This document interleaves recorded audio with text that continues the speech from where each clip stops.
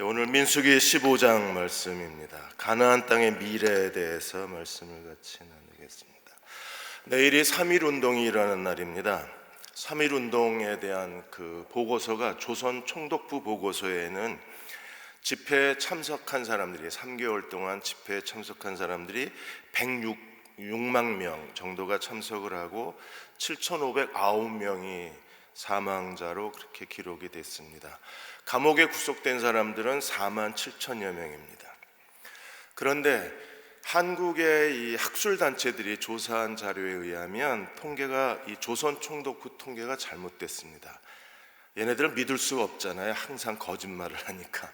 그래서 한국의 학술재단들이 조사한 바에 의하면 3개월 동안에 전국에서 일어난 만세운동은 202만 명이 참석을 했습니다. 202만 3천여 명이 참석한 걸로 보고가 되었고, 시위 횟수가 전국에서 일어난 3.1 만세운동 횟수가 1542번 전국적으로 만세운동이 일어났습니다. 사망자 숫자는 같습니다. 7,509명이고, 그리고 집이 불탄 집이 715채 집이 불타고 교회가 47개의 교회가 불이 탔습니다. 학교도 2개가 탔습니다. 이 불탄 교회 중에 하나가 여러분 잘 아시는 제암리 교회 사건이 일어났는데, 그림의 왼쪽이 제암리 그 마을에 불탄 집이고 오른쪽이 이제 교회가 불탄 자리입니다. 제암리 교회에 불탄 이 사건은 아무도 모르는 일이었어요. 그랬는데 한국의 석호필 선교사가 이 사진 몇 장을 해외 언론에 알려서 이게 전 세계에 이 사실이 알려지게 되었습니다. 4월 15일 날 바란에서 시위가 일어났는데, 바란 시위의 주동자를 찾다가 찾지를 못하니까 일본 군대가 제암리를 에워싼 거예요. 그리고 모든 남자들을 다 제암리 그 교회로 집어넣고 총을 쏴서 죽이고 이제 교회에 불을 지른 사건입니다. 이 남자들이 다 이 살해당하면서 거기에 이 바란 시위를 주도했던 홍원식, 안종호 이 지도자들도 그 교회 안에서 불타 죽습니다. 남편을 찾으러 오고 아들을 찾으러 왔던 그 부인과 아내들도 다 살해를 당해서 그때 불탄 제암리 교회에서 불타서 죽은 사람이 23명이 이제 불타 죽은 거예요. 그 사진이 스코필드 선교사를 통해서 전 세계에 알려져서 제암리 학살 사건 일본 만행이 우리에게도 알려지고 전 세계에 알려지게 된 겁니다. 이 스코필드 선교사는 3.1 운동이 일어나고 추방당했습니다. 그러다가 해방이 돼서 다시 한국에 들어와서 한국에서 교육사업과 그리고 여러 사회운동을 일으키신 분이셨어요. 이런 선교사들이 있었기 때문에 3.1 운동이 전 세계에 알려지게 되고, 평화운동으로서 3.1 운동이 세계적 가치를 드러내게 된 겁니다. 이런 선교사들이 없었으면 한국에서 일어난 이런 만세운동이, 평화적 시위운동이 세계에 알려지지 않았을 거예요. 이런 사람들은 죽음을 무릅쓰고 한국을 도우신 이 선교사들이야말로 하나님을 진정으로 사랑하는 사람들이요, 그들이 가나안 땅에 들어갈 자격을 가진 사람들입니다. 민수기는 우리를 너무 마음 아프게 합니다. 왜냐하면 10장까지 하나님이 가나안 땅까지 가는 행군의 모든 조직을 다 완료해 주셨어요.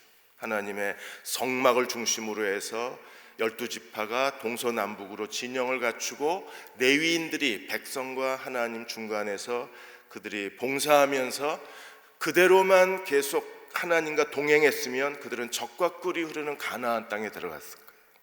근데 어떤 일이 벌어졌습니까?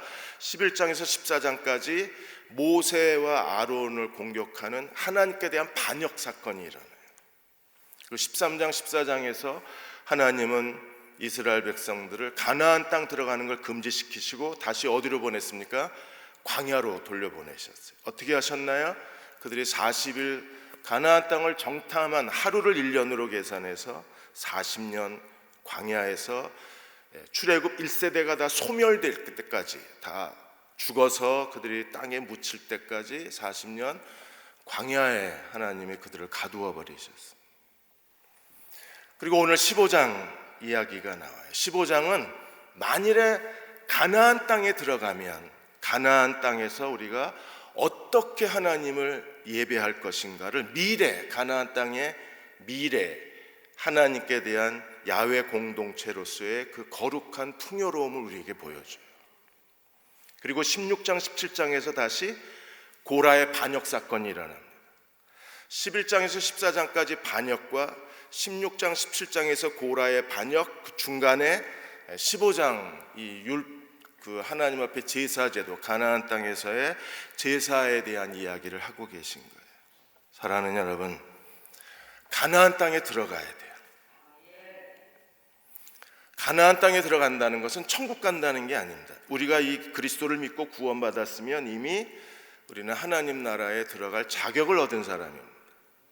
그런데 그 하나님 나라에 들어갈 자격을 얻은 사람들일지라도 가나안 땅에 들어가는 사람이 있고, 하나님이 우리에게 약속하신 그리스도를 통한 하나님의 부요한 삶을 누리는, 가나안 땅의 풍요를 누리는 사람이 있고, 그 가나안 땅의 풍요를 누리지 못하고 부끄럽게 사는 사람들이 있어요.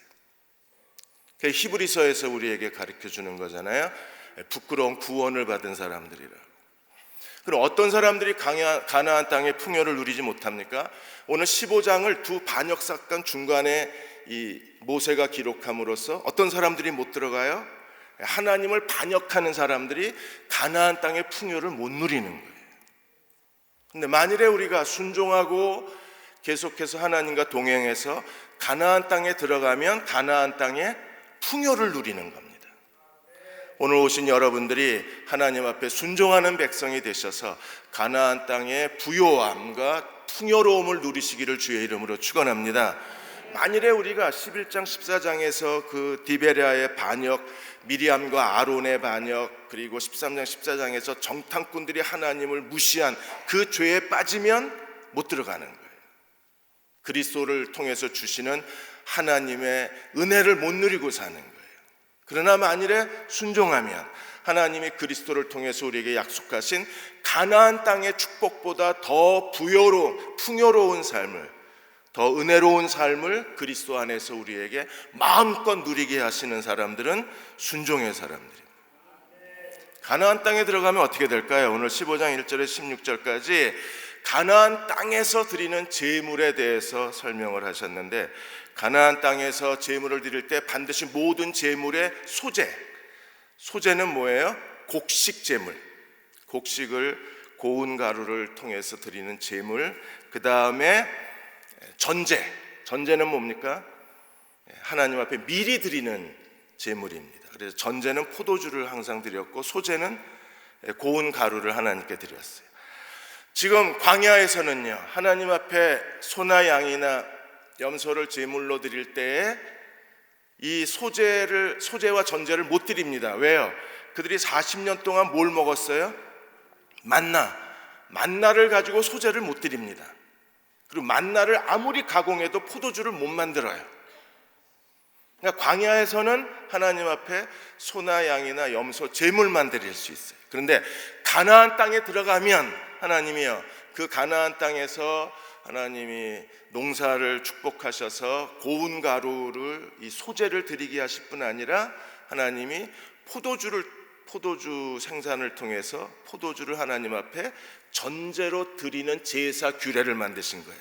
그러므로 가나안 땅에 들어가기만 하면 하나님 뭘 약속하신 겁니까? 너희가 농사지어서 100배를 얻으리라. 그리고 너희가 짓는 모든 포도 그 나무를 하나님이 축복하셔서 하나님께서 너희의 삶에 풍요로움을 더해 주리라. 포도주와 기름은 풍요의 상징이잖아요. 하나님이 포도주를 하나님께 바치라는 것은 이스라엘이 얼마나 하나님 앞에 큰 복을 누리게 될 것인가를 미리 보여주시는. 그들은 가나안 땅을 뭐라 그랬습니까? 13장 32절 33절에 우리를 삼켜버리는 저주의 땅이라 그랬어요. 그래서 12명의 정탐꾼 가운데 10명의 정탐꾼이 우리는 들어갈 수 없다 그랬어요. 그런데 이 가나안 땅은 저주의 땅이 아니라 어떤 땅이에요? 젖과 꿀이 흐르는 아름다운 땅입니다. 그 땅에 들어가기만 하면 하나님은 모든 제물을 드릴 때 광야에서는 제물만 드렸지만 그러나 가나안 땅에 들어가면 소제와 전제도 함께 드리도록 규정해 놓은 거예요. 그래서 이렇게 말합니다. 15장 2절에 너희는 내가 너희에게 주어서 살게 할 땅, 내가 너희에게 주었다, 너희가 살게 했다. 어떤 땅이에요? 가나안 땅이죠. 지금 소리가 신경을 많이 자극 그래서 제가 인상을 자꾸 쓰면 저 소리가 마음에 안 드나 보다. 3절에 들어가면 가나안 땅에 들어가서 그들이 화제, 번제, 서원제, 낙헌제, 정한 절기 제사, 소와 양을 하나님 앞에 어떻게 드려요? 향기롭게 드릴 때. 그래서 우리는 하나님 앞에 오늘 예배도 하나님 앞에 향기로운 제물이 되어야 합니다. 그래서 여호와께 향기롭다는 말이 오늘 15장에서 6번 나와요. 2절에 여호와께 향기롭게 드릴 때, 그 다음에 또 10절에 향기롭게 드릴 때, 14절에 향기롭게 드릴 때, 24절에 향기롭게 드릴 때, 이렇게 해서 오늘 15장에서 여호와께 향기로운 제물이 6번 나옵니다. 하나님 앞에 향기로운 제물을 드릴 때 반드시 뭘 같이 드려야 돼요? 향기로운 제물이 되려면 4절에 보시면 고운 가루 10분의 1에 기름 4분의 1 흰을 섞어서 여호와께 뭘로 드려요? 소제. 그러니까 모든 소와 양과 염소의 제사에는 뭘 같이 드려야 돼요? 소제를 드리라는 거예요. 소제. 그래서 하나님이 가나안 땅에서 드리는 제사의 소제와 전제의 규례를 하나님이 이스라엘에게 명령하신 겁니다. 그래서 5절에 보시면 먼저 어린 양을 드릴 때는 어떻게 드려야 됩니까? 어린 양이면 전제로 포도주 4분의 1 흰, 1 흰이 한 3.6리터입니다. 그러니까 4분의 1 이 흰은 1리터가 좀 안 되는 거예요. 그러니까 여러분들이 그 생수병이 500ml잖아요. 0.9리터 정도를 포도주를 하나님께 드리는 거예요. 그 다음에 반드시 뭘 드려야 됐습니까? 고운 가루 10분의 1. 10분의 1 에바는 1 에바가 한 22리터 정도 됩니다. 10분의 1이니까 한 2.2리터 정도 고운 가루를 하나님 앞에 드리는데 반드시 고운 가루에 뭘 섞어야 돼요? 기름 4분의 1 흰을 섞어서 하나님께 드려야 돼요. 그러니까 어린 양의 제물은 10분의 1 에바의 고운 가루, 그 다음에 4분의 1 흰의 기름을 섞고 그 다음에 먼저 드리는 제사 전제로 포도주 4분의 1 흰을 하나님께 드리는 거예요. 어린 양 한 마리마다. 만일에 내가 어린 양 10마리를 드리면 이걸 10번을 드려야 되는 거예요. 소제와 전제를. 하나님 왜 그렇게 하셨을까요? 그만큼 너희에게 주겠다는 겁니다. 다 드릴 만큼 모든 어린 양의 제물에 소제와 전제를 충분히 하나님이 규정해 놓은 대로 드릴 수 있을 만큼 내가 너희에게 복을 주겠다는 거예요. 안 기쁘신가 보네. 이건 약속이에요. 주셔야 우리가 하나님께 드리잖아요. 없는데 어떻게 드리겠어요? 하나님 그렇게 주신다는 것. 6절에 순양이면 어떻게 해야 되나요? 순양이면 소재로 고운 가루 10분의 1, 그 다음에 기름 3분의 1 흰. 그러니까 제물의 크기가 커지면 소재도 커져요. 어린 양일 때는 10분의 1 에바였는데 고운 가루가 이게 조금 커져서 순양이 되니까 고운 가루가 10분의 2 에바가 된 거예요. 시험에 안 나오니까 안 해오셔도 돼요. 그냥 들으세요.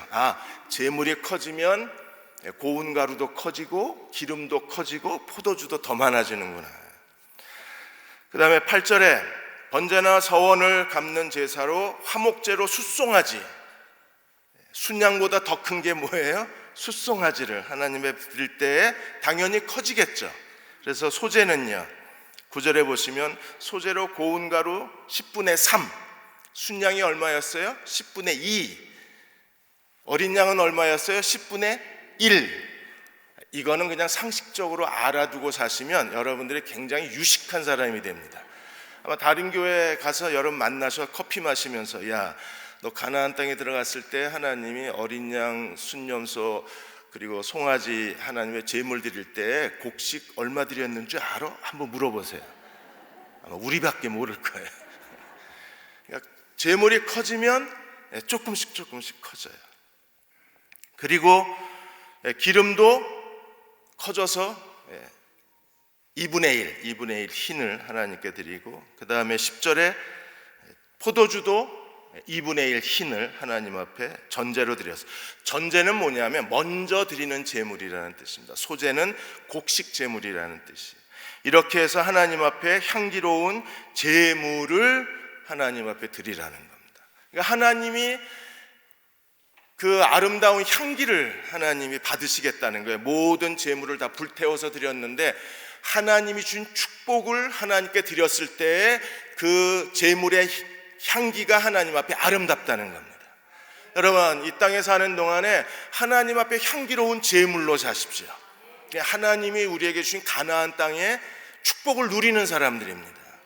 예수 그리스도로 말미암아, 예수 그리스도가 우리의 의로움이 되시고 우리의 구속함이 되시고 우리의 구원이 되시고 예수 그리스도가 우리의 모든 기도의 응답이 되시는 사람들, 그리스도로 사는 사람들은 어디서나 하나님께 향기로운 제물이 될 수 있는 사람들이에요.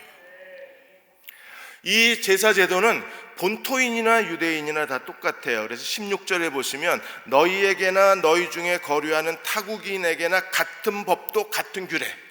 그러니까 이스라엘 안에 이스라엘과 같이 사는 사람들은 이스라엘로 말미암아 모두가 다 복을 누리는 거예요.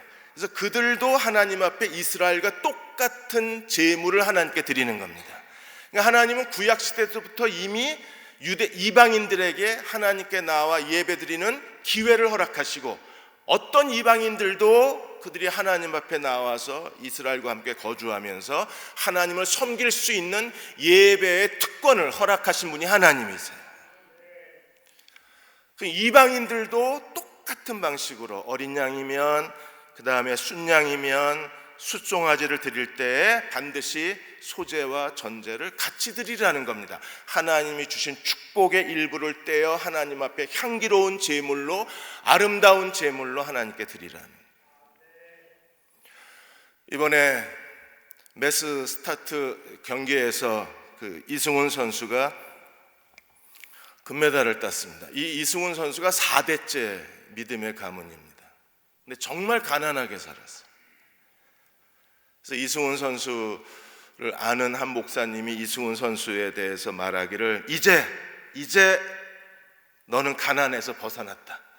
그걸 먼저 기뻐할 정도로 4대째 하나님을 섬겼는데 정말 가난하게 살았어요. 이승훈 선수가 쇼트트랙 국가대표 선발전에서 실패했습니다. 거기 탈락을 했어요. 굉장히 실망을 했습니다. 내가 하나님을 그렇게 어머니 뱃속에서부터 하나님을 예배하고 섬겼는데 왜 하나님이 나를 이렇게 하시나, 실망이 돼서 3개월 동안 훈련도 안 하고 교회도 안 나갔어요. 어머니하고 할머니가 아주 신실하신 분이셨는데 어머니가 이승훈 선수한테 그렇게 권면을 했습니다. 때가 되면 하나님이 널 인도하실 거다. 지금은 기도하고 엎드려야지. 네가 하나님을 거역해서는 안 된다. 할머니도 매일 새벽에 나가서 이 손주를 위해서 기도하시면서 이승훈 선수에게 항상 들려주는 말이, 하나님은 더 좋은 것을 주시려고 준비하시는 거지 너를 실망시키는 게 아니다. 하나님은 너에게 더 좋은 것을 주시는 분이시다. 네가 하나님을 믿어라. 지금이야말로 하나님을 믿어라. 그리고 하나님과 함께 빙판을 달려라. 너 혼자 얼음 위를 달리는 게 아니라 하나님이 함께 달리신다는 걸 잊지 마라. 이 할머니는 작년에 돌아가셨어요. 하나님의 부르심을 받았습니다. 쇼트트랙에서 스피드 스케이팅으로 종목을 변경한 거예요. 종목을 변경했는데 이 스피드 스케이팅이 이승훈 선수에게 더 잘 맞았어요. 그래서 지난번에 2010년도 밴쿠버 동계올림픽에 가서 5000m, 1000m에서 5000m에서 은메달, 1000m에서 금메달을 땄습니다.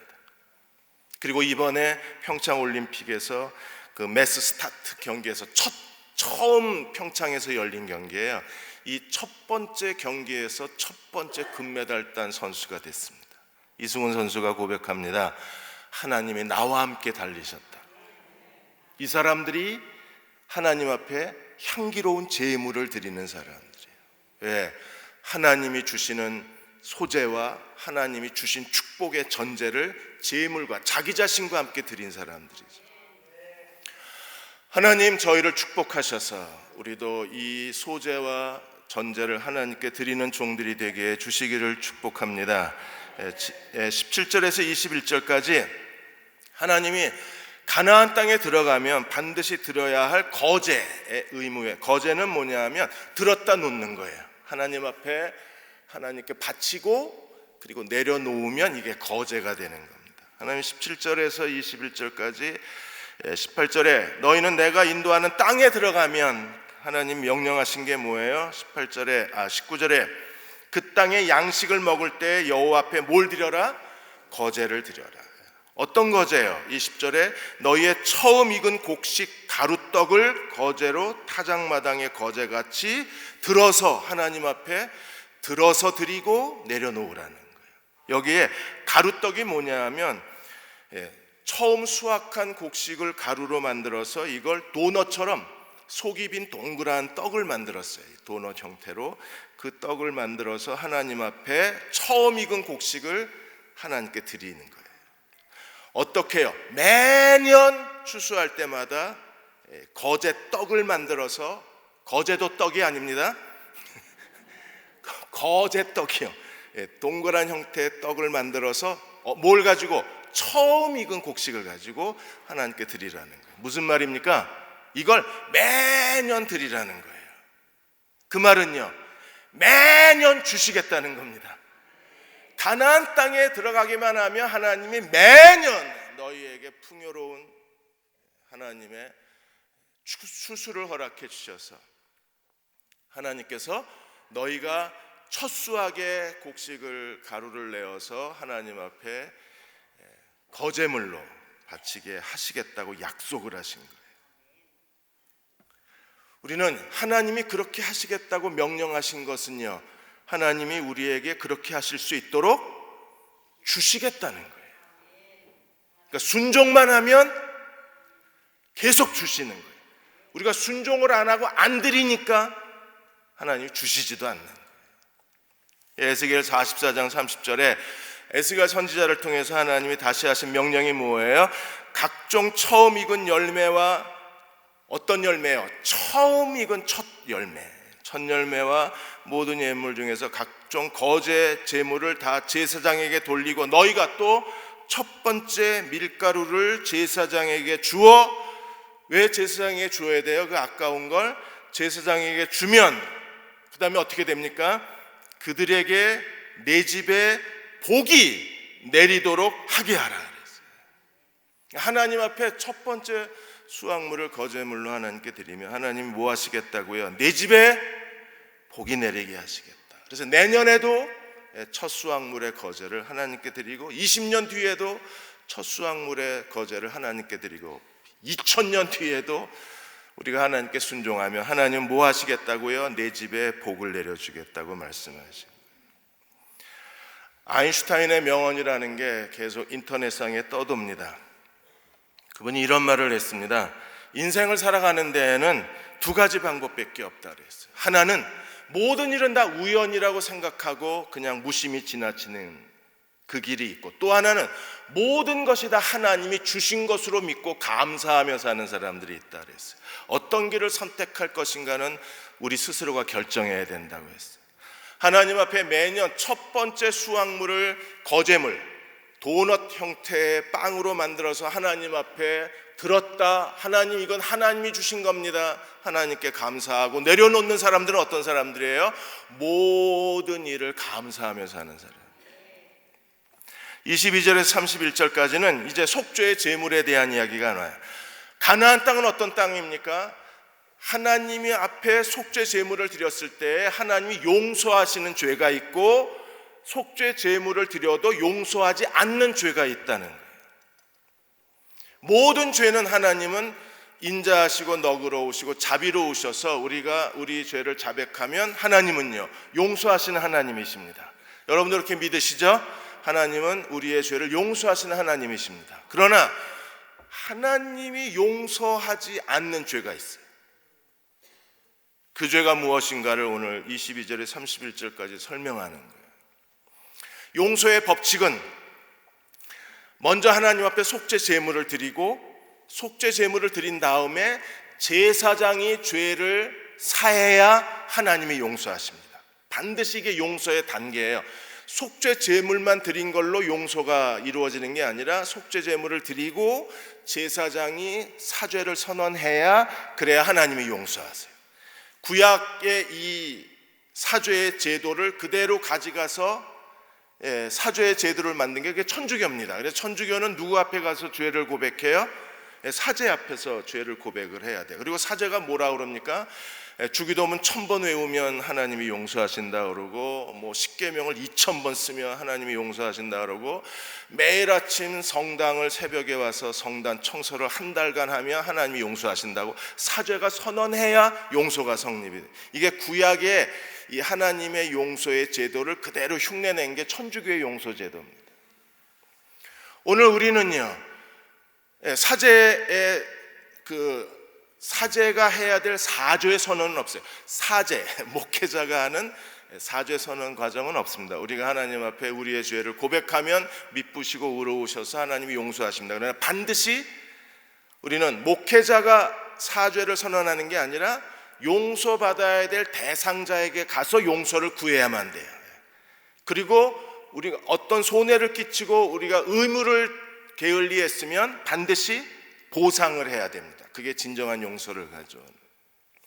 세 가지 종류가 있습니다. 첫째로 22절에서 26절까지 공동체가 하나님의 명령을 어겼을 때 우리가 어떻게 해야 되는가. 먼저 23절에 이 죄에 대해서 하나님이 반드시 속죄 제물을 드리라 그랬어요. 어떤 죄요? 여호와께서 모세를 통하여 너에게 명령한 모든 것을 여호와께서 명령한 날 이후부터 너희 대대에 지키지 못한, 하나님이 모세를 통해 주신 하나님의 명령, 하나님의 규례, 하나님의 말씀을 지키지 못하면. 첫 번째 24절에 회중, 이스라엘 공동체가 부지중이라는 게 뭐예요? 일부러 하지 않은 거예요. 실수로 죄를 지었어요. 여러분, 실수로 죄를 지을 때 하나님이 용서하십니다. 그러나 일부러 죄를 지으면 하나님이 용서하지 않아요.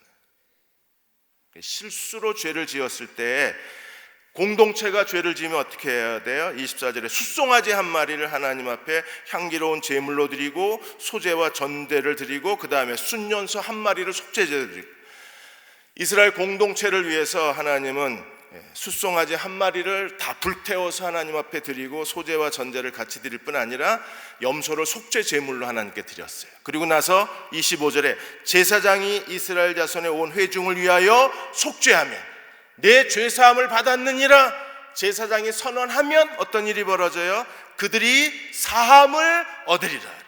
속죄 제물을 드리고 제사장의 사죄 선언이 있어야 돼요.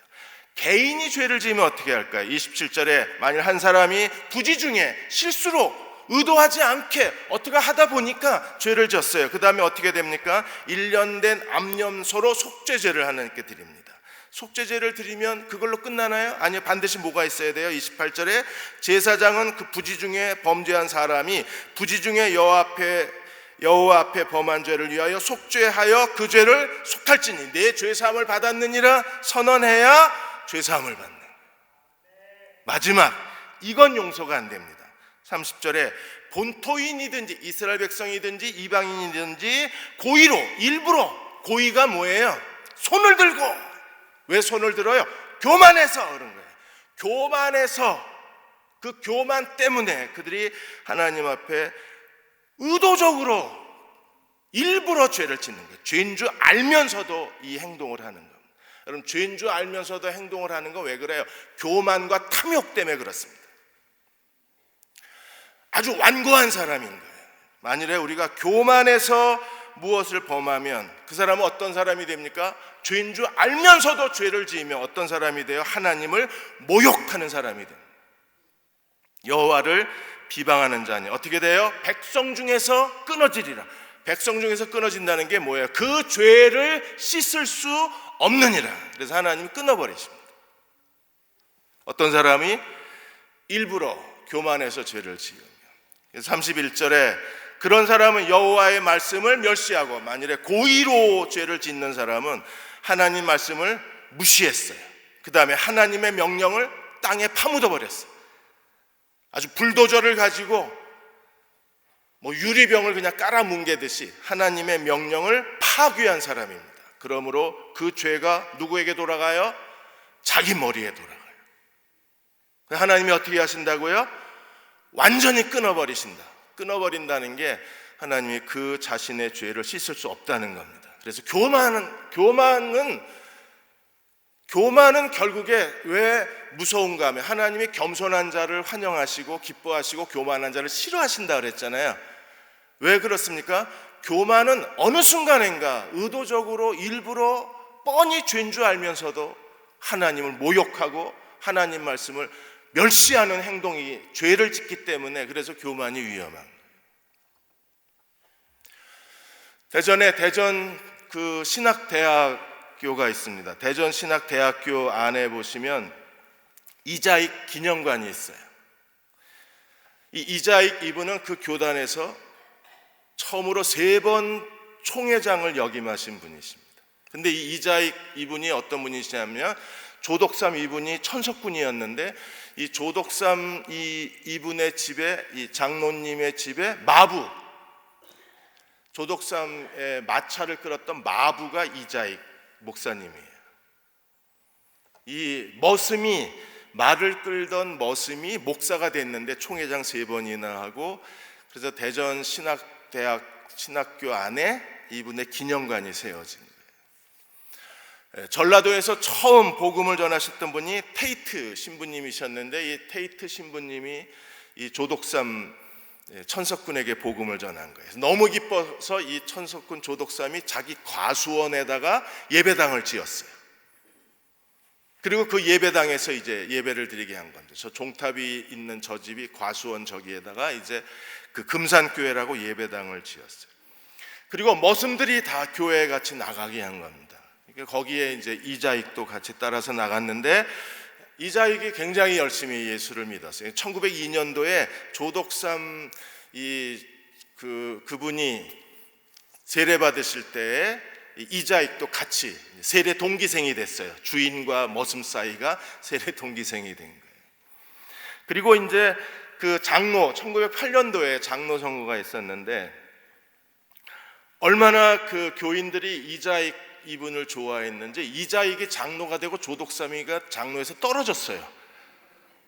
그러니까 주인은 떨어지고 머슴이 장로가 된 거예요. 그래서 사람들이 야, 큰일 났다, 이제 조덕삼, 이게 조덕삼 그분의 그 땅에다가 예배당을 지었는데, 야, 저 사람 안 나오면 이제 교회가 어떻게 되나, 야, 이거 참 미묘하다 이랬는데, 조덕삼 이분이요 정말 겸손한 분이셨어요. 여전히 이자익은 마부입니다. 조덕삼 그동안에는 목사가 없으니까 선교사들이 순회 설교를 했는데, 그동안에는 조덕삼 이 장로님이 나중에 장로가 됐지만 조덕삼 이분이 설교를 했는데, 이제는 누가 설교를 해요? 이자익이, 머슴이 설교를 해야 돼요. 그걸 집주인이 앉아서 들어야 되는데 정말 겸손하게 들었어요. 그리고 선교사가 평양 신학교에 보내자, 전라도에서 평안도까지 신학교에 보내서 공부시키자고 했을 때 기쁘게 모든 학비, 생활비 다 지원한 사람이 조덕삼 집주인입니다. 그리고 평양신학교 졸업하자마자 다시 이 금산교회의 목회자로 청빙한 사람이 조덕삼 그분이셨어요. 진실하게 이 이자익 이분을 섬겼습니다. 그래서 이 금산교회를 통해서 이제 한글 운동이 일어나고 민족 정신을 가리키는 일들이 일어난 거예요. 그럼 이 조덕삼 장로, 이 나중에 장로가 됐는데, 조덕삼 장로의 손자가 조세영 국회의원입니다. 그리고 이자익 목사님의 그 손자가 이구환 장로님인데 지금 대전에 거주하고 계십니다. 대전이요, 겸손한 사람들의 도시입니다. 이게 겸손이에요. 하나님이 이런 사람을 영화롭게 하시고 하나님이 이들을 용서의 땅으로 인도하시고, 용서가 있는 곳에 뭐가 있어요? 하나님과의 화목이 있습니다. 하나님과의 화목이 있으면 뭐가 있어요? 하나님이 주시는 놀라운 은혜가 있는 거예요. 거긴 축복의 땅일 수밖에 없는 거예요. 32절에 36절까지 안식일을 범한 자의 사건이 나옵니다. 가나안 땅은 어떤 땅입니까? 안식일의 땅입니다. 거기는 어떤 땅이에요? 하나님을 예배하는 신령과 진정으로 예배드리는 예배의 땅입니다. 그래서 날마다 그리스도를 사랑하고 그리스도를 따르는 그분의 제자들은 하나님 앞에 예배드리는 걸 즐거워하는 사람들이고, 예배의 기쁨을 아는 사람들이고, 예배의 감격을 아는 사람들이요, 예배를 통해서 하나님과 교제를 나누는 사람들입니다. 그로 인하여 하나님이 그들이 행하는 모든 일을 축복하실 수밖에 없는. 안식일에 나무 땔감을 주스러 나간 사람이 있었어요. 하나님이 출애굽기 31장 14절에 너희는 안식일을 지킬지니 이는 너희에게 거룩한 날이 됨이라. 그날을 더럽히는 자는 다 죽여라 그랬어요. 그리고 그날에 일하는 자는 그 생명이 백성 중에서 끊어지리라. 그러니까 죽여라, 끊어지리라. 하나님이 이미 이렇게 그 안식일에 대해서 명령을 하셨는데, 이 안식일에 최초로 첫 번째 범죄자가 나온 거예요. 첫 번째 안식일에 땔감을 하러 나간 사람이 왔는데 죽여라고만 했지 어떻게 죽여라는 게 없으니까 모세가 하나님 앞에 물었습니다. 어떻게 죽여야 되냐고. 하나님이 지시하셨어요. 뭐라고 지시하셨습니까? 35절에 여호와께서 모세에게 이르시되 그 사람은 반드시 죽일지니 온 회중이 진영 밖에서 뭘로 쳐 죽여라? 돌로 쳐 죽여라. 안식일을 범한 사람을 처음으로 돌로 쳐서 죽이라는 하나님의 명령이 내려요. 왜 돌로 쳐 죽입니까? 하나님 이렇게 무자비하게 죽이세요? 돌로 쳐 죽이는 이유는 어디에 있어요? 돌을 던진 자는 다 그 사람의 죄값을 나누어진다는 의미가 있습니다.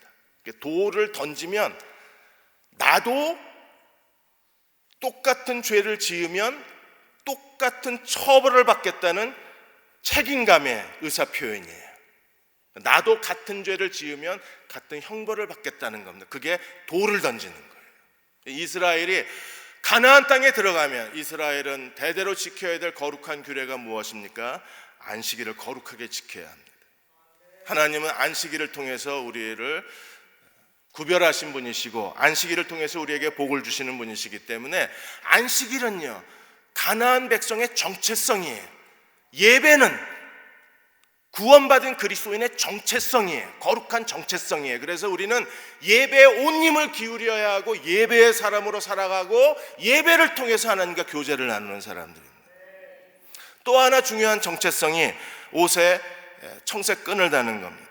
그래서 37절에서 41절까지 보시면 하나님이 모세에게 명령을 내리셨어요. 38절에 이스라엘 자손에게 명령하여 대대로 그들의 옷단귀에 술을 만들고 청색끈을 그 술의 귀에 더하라. 그래서 술에다가 청색끈을 맸습니다. 왜 하셨을까요? 이걸 하나님이 모든 히브리 백성들이 입는 옷에 술을 만들고 거기에 청색끈을 매달아야 했었어요. 이유가 어디 있습니까? 39절에 같이 한번 읽어볼까요? 이 술은 너희가 보고 여호와의 모든 계명을 기억하여 준행하고 너희를 방종케 하는 자신의 마음과 눈의 욕심을 따라 음행하지 않게 하기 위함이라. 그러니까 하나님이 이 술과 청색끈을 매달게 하신 이유가 어디 있어요? 우리가 만날 때마다 제일 먼저 눈에 띄는 게 뭐겠어요? 그 사람의 술과 청색끈을 지나가다가 보고, 버스에 앉아서 길거리 사람을 보면 길거리 사람들이 전부 옷자락에 뭐가 달렸어요? 술과 청색끈이 달리고, 오늘 우리가 끝나고 나서 식당에 가서 밥 먹을 때 이렇게 시선을 아래로 떨구면 저 뭐가 보이겠어요? 그 사람의 옷자락 끝에 술과 청색끈이 보일 거예요. 이걸 보고 뭘 기억하라고요? 하나님의 계명을 기억하고 그냥 기억만 해요? 지켜라는 겁니다. 뭐 때문에? 우리의 마음과 우리의 눈의 탐욕, 마음과 눈의 교만. 그래서 하나님을 버리고 우상 숭배. 여러분, 거룩한 음행은 뭐예요? 하나님을 버리고 우상 숭배하는 게 모든 그리스도인의 영적 간음이요, 영적 음행이잖아요. 하나님의 계명을 지키지 않는 것 자체가 이미 영적 간음자예요. 우상 숭배자입니다. 탐심은 우상 숭배니까. 우리가 마음의 탐욕과 눈의 탐욕에서 벗어나서 하나님의 계명에 순종하는 사람이 되려면 모든 사람이 다 옷에 술을 매달고 청색끈을 매달아야 돼요. 두 가지 복이 있습니다. 하나는 40절에 내 모든 계명을 기억하고 행하면 너희 하나님 앞에서 어떻게 돼요? 거룩해지리라. 거룩하게 만드는 하나님의 경고가 모든 사람의 입는 옷에 매달려 있어야 돼요. 옷에 이 청색술을 매단 건 무슨 뜻입니까? 우리가 하나님 말씀으로 옷 입는 사람이 돼야 하고 그리스도로 옷 입는 사람이 돼야 합니다. 그러면 우리는 거룩해지는 거예요. 그 다음에 두 번째 또 다른 정체성이 있습니다. 41절에 나는 여호와 너희 하나님이라. 나는 너희의 하나님이 되려고 너희를 애굽 땅에서 인도하여 내었느니라. 나는 여호와 너희의 하나님이라. 하나님이 우리의 하나님이 되시고 우리는 그분의 거룩한 백성이 됩니다. 뭘 하면? 우리 하나님의 명령을 기억하고 그 명령대로 준행하기만 하면 우리는 하나님이 통치하시는 거룩한 백성이 되는 거예요. 그러므로 청색끈과 술을 매달고 하나님 앞에 하나님의 명령을 기억하고 명령대로 준행만 하면 우리는 하나님 앞에 거룩한 나라요, 거룩한 제사장이 되고 하나님이 통치하시는 그 땅의 백성으로 살 수 있는. 지난 주일날 빌리그레암 목사님 이야기 들려드렸는데 빌리그레암 인생을 하나님 앞에 순종, 빌리그레암의 신학을 순종의 신학이라고 그랬잖아요. 윌리엄 마틴 교수가 빌리그레암은 순종의 사람이다. 순종의 신학을 갖고 살았다. 뭐에 대한 순종이겠어요? 하나님 말씀에 대한 순종.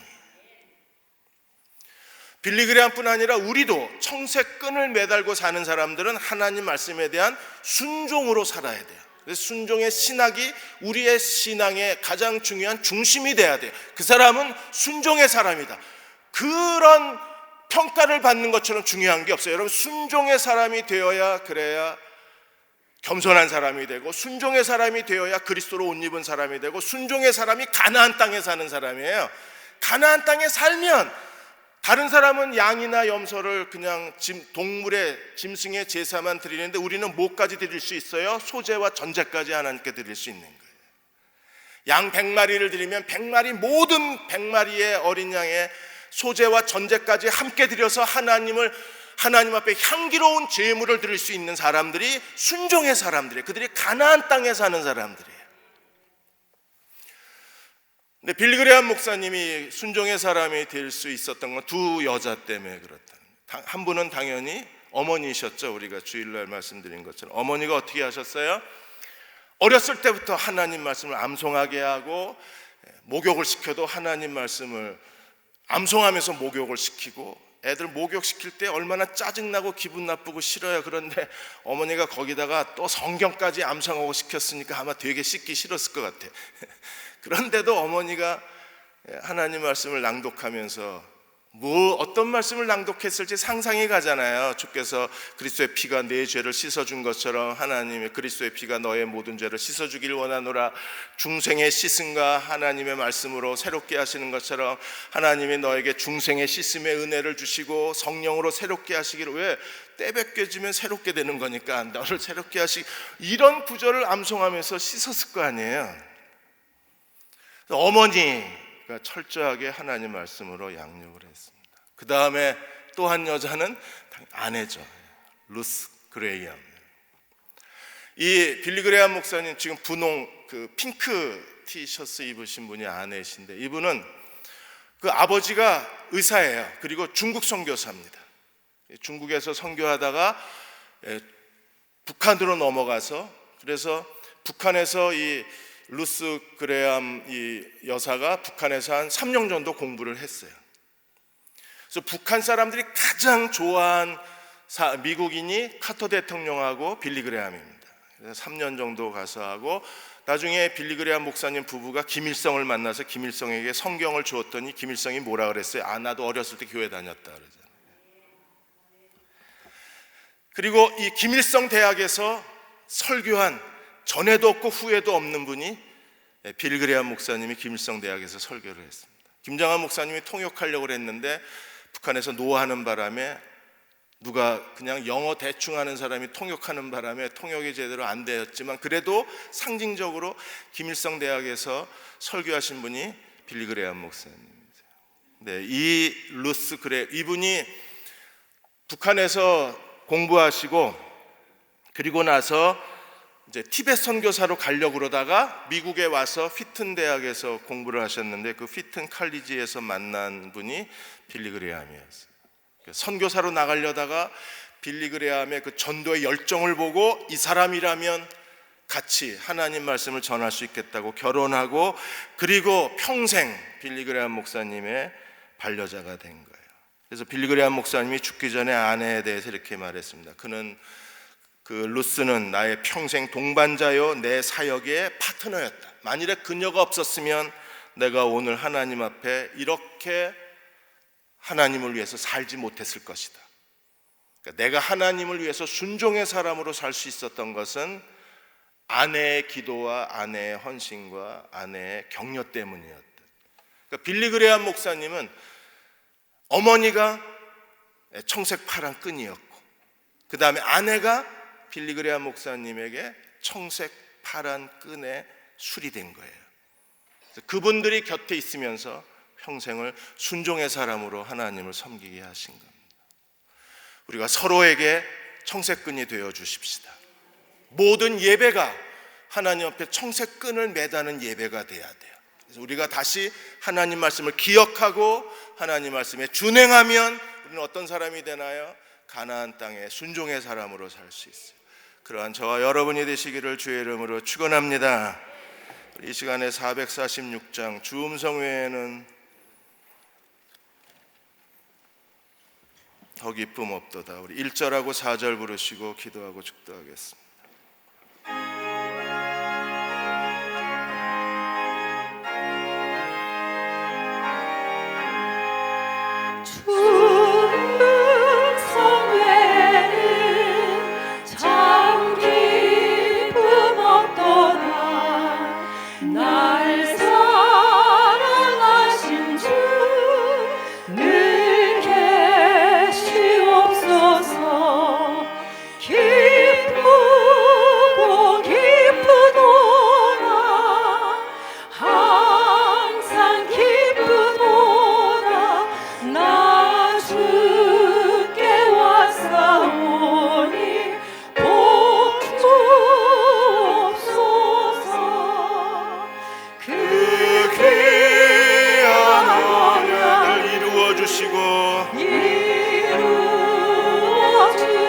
명령 따를 때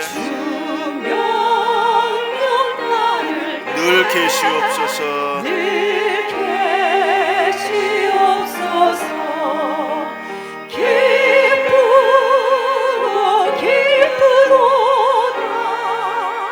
항상 기쁘도다.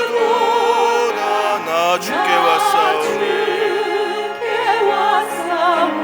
복 주옵소서.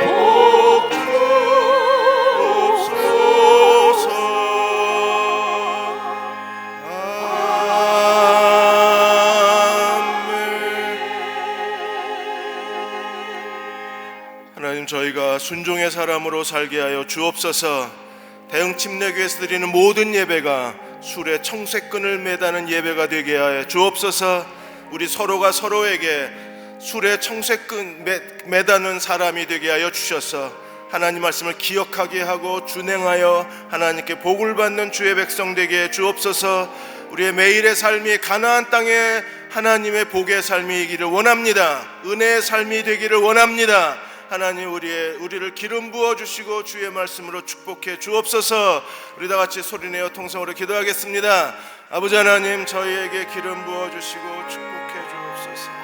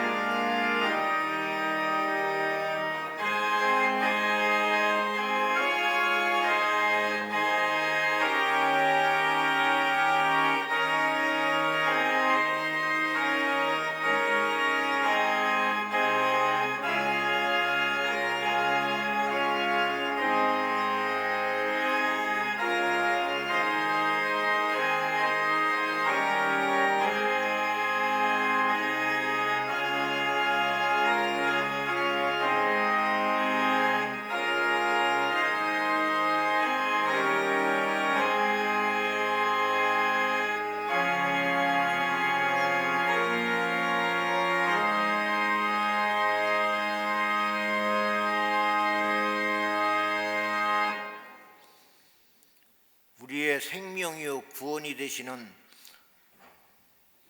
우리 주 예수 그리스도를 우리의 매일매일의 삶 속에서 매일매일 만나 뵙게 하시고 주님과 동행하는 삶을 살게 하여 주시옵소서. 주님, 또한 저희가 매일매일 삶 속에서 주님의 말씀에 순종하게 하시고 주님의 성령의 뜻에 순종하게 하시고 성령의 인도함을 잘 받게 하여 주시옵소서. 또한 저희가 매일매일의 삶 속에서 주님이 원하시는 곳으로 선택을 잘해서 선택에 성공한 아브라함처럼 이 시대의 믿음의 조상으로 살 수 있도록 하나님께서 함께 하시고 은혜를 덧입혀 주시옵소서. 주님, 저희가 매일매일 삶 속에 말씀이신 주님으로 살게 하시고 주님을 만천하의 점으로 증거하는 예수 그리스도의 부활의 증인으로 살게 하여 주시옵소서.